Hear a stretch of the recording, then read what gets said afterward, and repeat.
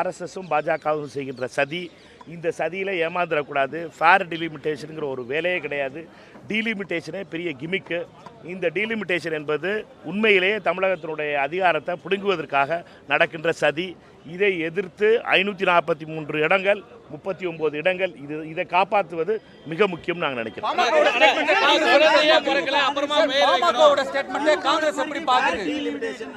அதைத்தானே சொல்கிறேன். Fair delimitation ஒரு டீலிமிட்டேஷனே கிடையாது.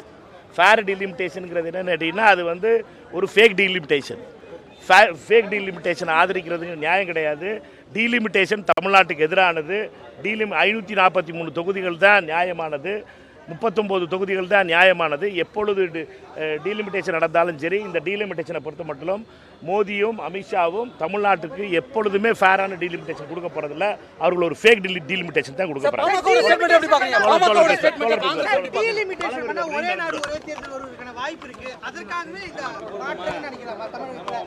நண்பர்களே,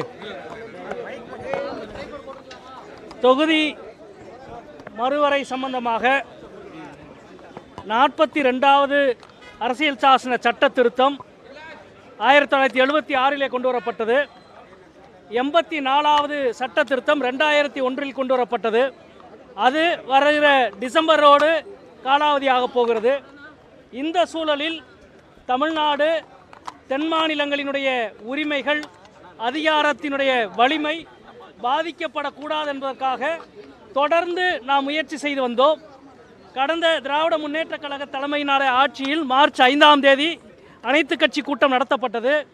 அந்த கூட்டத்தில் ஃபேர் டீலிமிட்டேஷன், நம்முடைய உரிமைகள் பாதுகாக்கப்பட வேண்டும் என்பதை அனைத்து கட்சிகளும் ஏற்றுக்கொண்ட தீர்மானமாக நிறைவேற்றினோம்.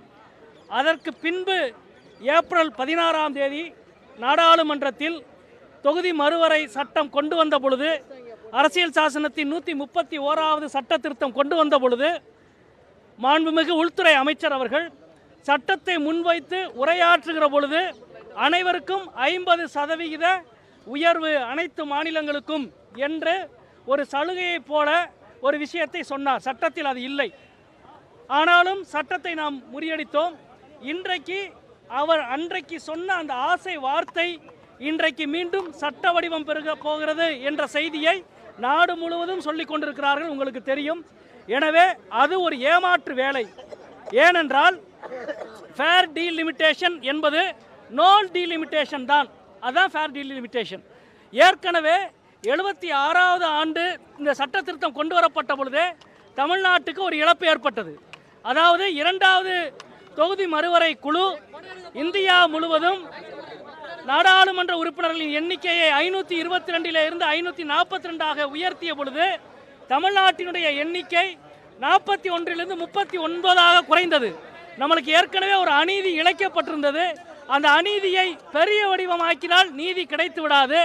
அது மட்டுமல்ல, இந்த 850 அனைத்து மாநிலங்களுக்கும் 50% உயர்வு என்று வந்தாலும் அடுத்து 80 அரசியல் சாசனத்துடைய 82(1)A மீண்டும் சென்சஸின் அடிப்படையிலான தொகுதி வரையறை என்ற மிகப்பெரிய ஆபத்திலே போய் மாட்டும். எனவே இப்பொழுது இருக்கிற நிலைமை அதே 543 என்ற எண்ணிக்கையும் மாநிலங்களுக்கான அதே எண்ணிக்கையும் தொடர வேண்டும் என்று அனைத்து கட்சிகளும் இன்றைக்கு கருத்து தெரிவித்திருக்கின்றோம். இன்றைக்கு அனைவருமான அந்த கருத்தில் ஒத்துழைந்த ஒரு தீர்மானத்தை நிறைவேற்றியிருக்கின்றோம்.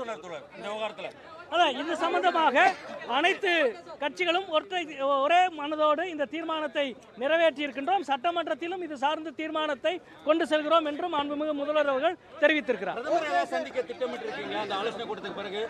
மகிழ்ச்சி. நன்றி.